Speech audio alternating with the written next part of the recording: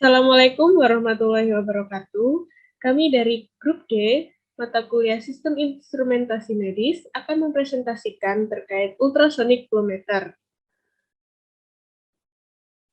Kelompok kami terdiri atas 3 anggota. Yang pertama, saya sendiri, Nita Lutfia, dengan NIM akhir 050. Yang kedua, ada rekan saya, Dimas Putra Hidayat, dengan NIM akhir 052. Dan yang ketiga adalah Khaulia Zelda, dengan NIM akhir 075. Pada kesempatan kali ini, kami akan membahas terkait yang pertama pendahuluan, yang kedua yaitu prinsip kerja dari ultrasonic flow meter, yang ketiga adalah metode instalasi, yang keempat adalah kelebihan dan kekurangan dari ultrasonic flow meter, dan yang kelima adalah produk yang telah beredar di pasaran. Yang pertama yaitu pendahuluan. Jadi, flow meter merupakan salah satu alat yang dipakai untuk mengetahui aliran material, baik gas maupun cair, dalam suatu jalur aliran pada waktu tertentu. Alat ukur ini akan menunjukkan data ukuran berupa angka. Flow meter sendiri dapat digunakan sebagai pedoman acuan untuk mengetahui besar kecilnya kebutuhan air atau udara. Fungsi dari flow meter yang pertama untuk mengetahui kecepatan aliran dengan satuan jarak per waktu atau meter per second. Kemudian yang kedua yaitu mengetahui kapasitas aliran atau flow rate dalam pipa dalam satuan LPS serta LPM. Yang ketiga adalah mengetahui jumlah total volume yang telah mengalir, dan yang keempat yaitu kontrol atau monitor dengan adanya output analog. Selanjutnya yaitu ultrasonic blood flow meter. Merupakan alat yang dapat mengukur aliran darah secara kontinu menggunakan gelombang ultrasound. Alat ini memanfaatkan transducer piezoelektrik yang dapat mengubah energi listrik menjadi akustik. Terdapat dua tipe dari ultrasonic blood flow meter, yaitu yang pertama transit time blood flow meter, yang kedua yaitu Doppler blood flow meter. Prinsip kerja dari transit time blood flow meter dan juga Doppler blood flow meter. Yang pertama yaitu pada transit time blood flow meter. Pada gambar di bawah ini terdapat bentuk dari transit time blood flow meter. Jadi yang pertama, gelombang ultrasound akan dipancarkan pada permukaan kulit dan tepat pada pembuluh darah. Kemudian pemancaran gelombang dilakukan menggunakan dua buah transducer yang bekerja dengan sudut tertentu dan dipasang secara berseberangan. Pengukuran aliran nanti akan dilakukan berdasarkan waktu transit pemancaran gelombang ultrasound. Pada aliran yang deras, waktu transit akan terukur pendek, sedangkan pada aliran yang tidak terlalu deras, waktu transit akan terukur lebih lama. Nah, waktu transit sendiri dapat dihitung menggunakan persamaan berikut ini, di mana distance dibagi dengan conduction velocity. Kemudian akan dilakukan perhitungan perbedaan waktu transit. Selanjutnya yaitu pada tipe Doppler blood flow meter. Tipe ini bisa dilihat pada gambar di samping, terdapat blok diagram dari Doppler blood flow meter. Untuk cara kerja sendiri, terdapat osilator yang memiliki frekuensi tertentu, di mana osilator ini akan menggerakkan transducer piezoelektrik. Kemudian transducer yang terpasang pada pembuluh darah akan memancarkan gelombang ultrasound dengan frekuensi tertentu ke dalam darah yang mengalir. Bagian kecil dari energi yang ditransmisikan kemudian dihamburkan kembali dan diterima oleh transducer kedua yang posisinya terpasang secara berlawanan dengan transducer yang pertama. Kemudian pergerakan sel darah akan menyebabkan terjadinya penghamburan gelombang sehingga nanti dihasilkan gelombang dengan frekuensi yang berbeda karena adanya efek Doppler. Bagian kecil transmisi energi dari gelombang ultrasound lain mencapai transducer kedua secara langsung dengan frekuensi yang tidak berubah.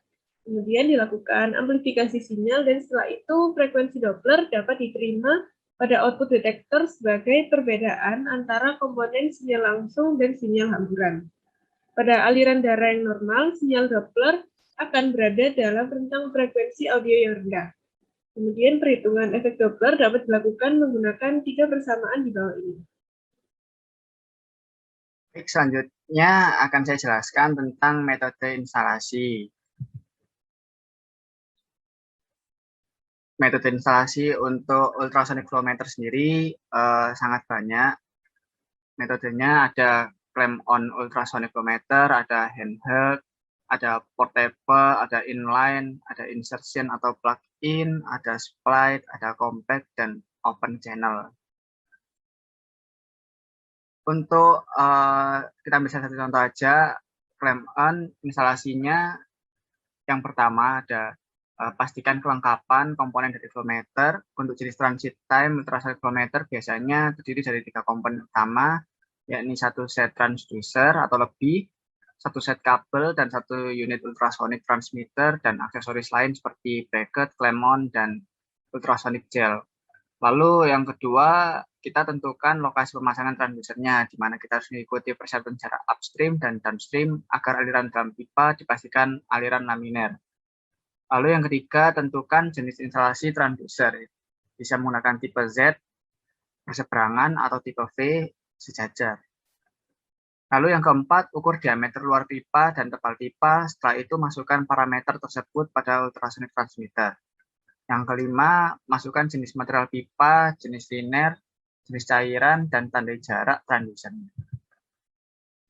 Lalu yang keenam, pemasangan transducer dilakukan dengan pengikatan dengan clamp-on yang banyak terdapat di pasaran. Lalu yang ketujuh, lakukan setting pada unit pengukuran sesuai yang kita inginkan, yaitu satuan velocity, flow rate, dan satuan totalizer volume. Selanjutnya, yang ke-8, menyeting cut-off dan damping yang diikuti dengan mereset flow rate dan totalizer.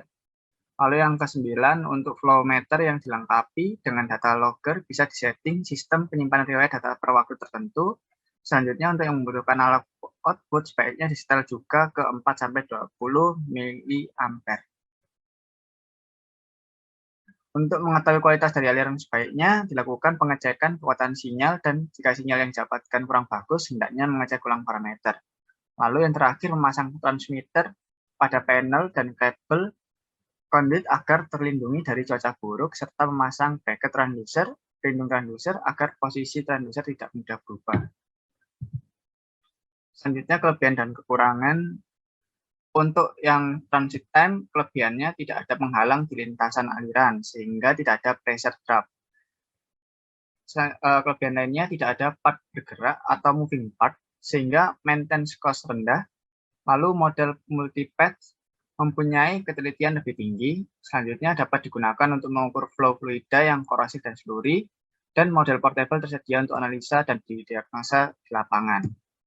Kekurangannya, biaya pengadaan awal tinggi, dan model single path one beam tidak sesuai untuk pengukuran kecepatan aliran flow velocity yang bervariasi di atas range Reynolds numbers. Lalu untuk yang Doppler, kelebihannya instalasi dan penghapusan yang mudah, tidak ada proses downtime selama instalasi, tidak ada bagian yang bergerak untuk aus, tidak ada proses kontaminasi, bekerja dengan baik dengan cairan kotor atau korosif, tidak ada potensi kebocoran. Lalu kekurangannya, ketidakseragaman distribusi partikel dalam penampang pipa dapat menyebabkan pengukuran tidak akurat.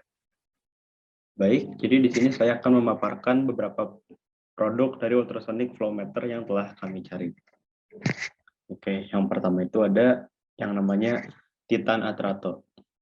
Pada websitenya dia tertera bahwa alat ini merupakan ultrasonic flow meter dengan small bore, dan juga dia bisa mengukur aliran air yang rendah, dan juga sifatnya non-invasif.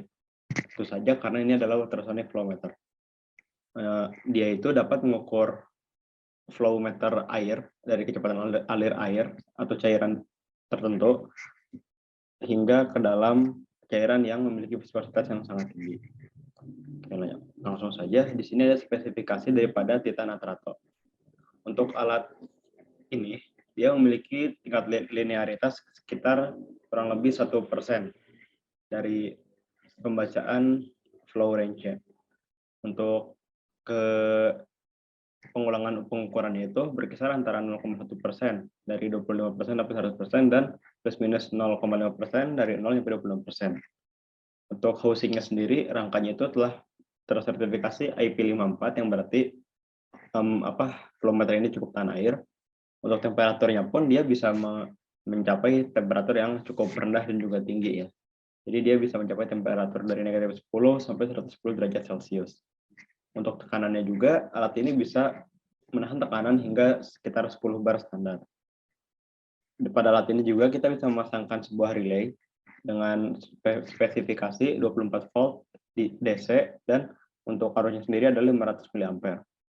Untuk flow tube-nya ini di sini dia menggunakan tipe stainless steel yang bertipe 316 dan tentunya tipe SS 316 ini merupakan tipe yang cocok untuk tubuh materialnya.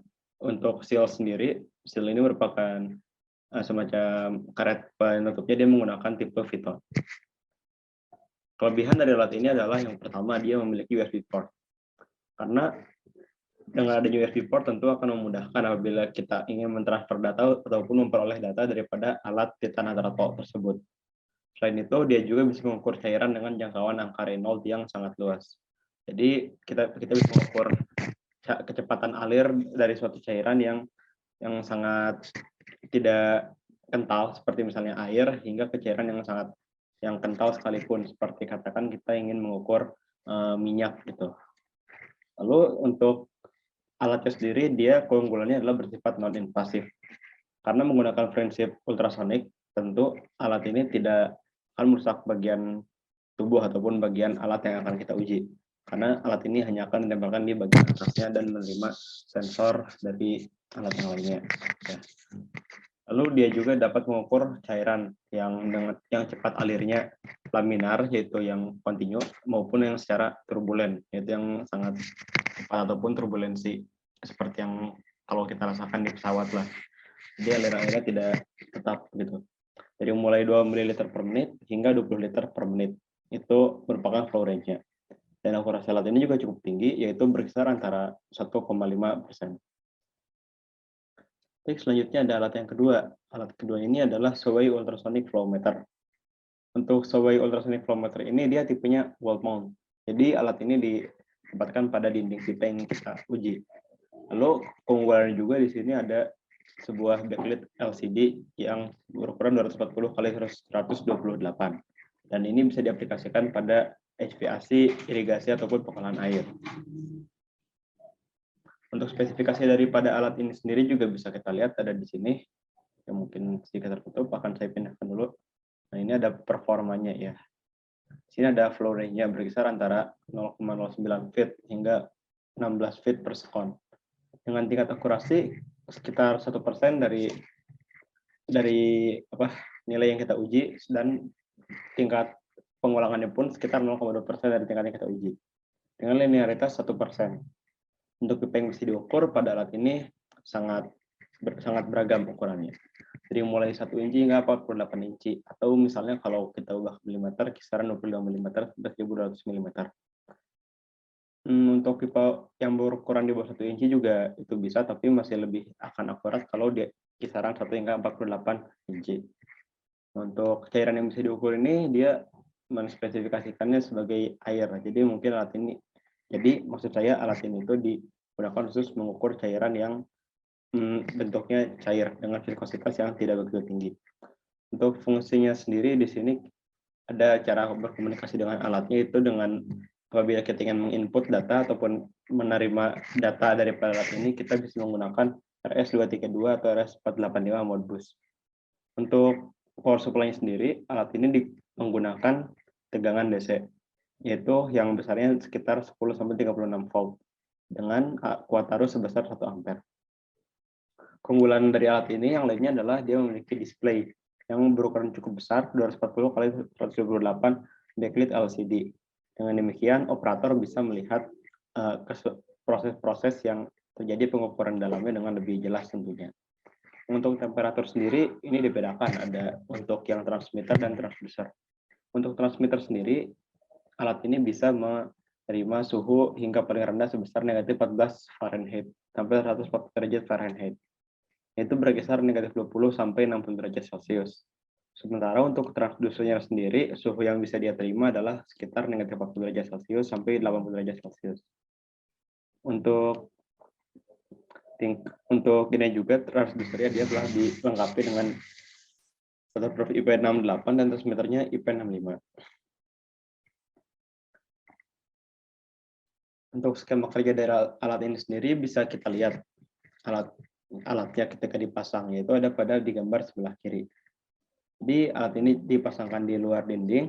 Nah, dan nanti akan ada dua alat. Jadi mereka saling menerima dan nantinya akan mengukur kecepatan berdasarkan skb yang di sini. Dan mungkin juga sudah dijelaskan tadi di awal dengan lebih jelas. Oke. Untuk skema alat itu sendiri berikut dimensi daripada alat dan tampilan alatnya. Itu untuk ketebalannya dia memiliki ketebalan sekitar 6,4 cm dengan panjang sebesar 217,8 cm. 21,78 cm dan untuk lebarnya itu 15,24 cm. Terlihat bahwa di dalam alat ini kita bisa menginputkan angka-angka dari mulai angka 1 hingga 0 dan juga tombol untuk menu yaitu untuk merubah pengaturannya dan ini juga tombol untuk menseleksi opsi-opsi yang ada di dalam alat. Lalu ini merupakan alat yang terakhir. Di sini kita menemukan sebuah alat yang dinamakan dengan UF 2000M Clamp-on Ultrasonic Flow Meter.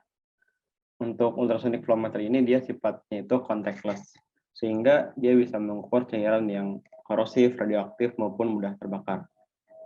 Hal ini tentu menguntungkan karena alatnya tidak harus dimasukkan langsung ke dalam pipa yang kita ukurnya. Dia cukup ditempelkan di bagian luar dan dia bisa mengukur flow meter daripada cairan yang mengalir.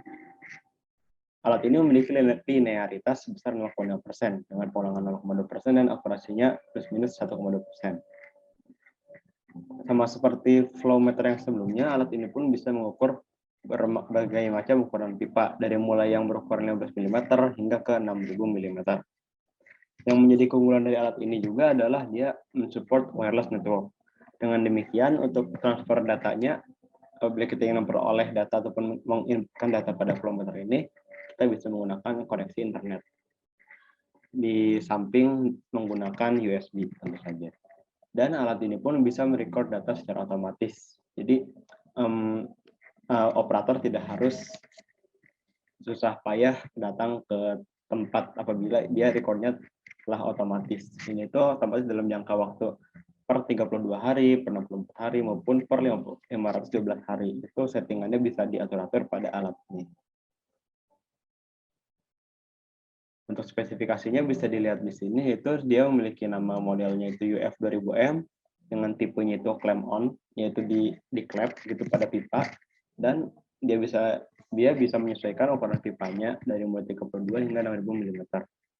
Untuk temperatur kerjanya itu dia bekerja dari suhu min 30 derajat sampai 90 derajat, sementara untuk temperatur yang tinggi-tingginya dia bisa mencapai temperatur hingga paling tinggi di 160 derajat Celcius.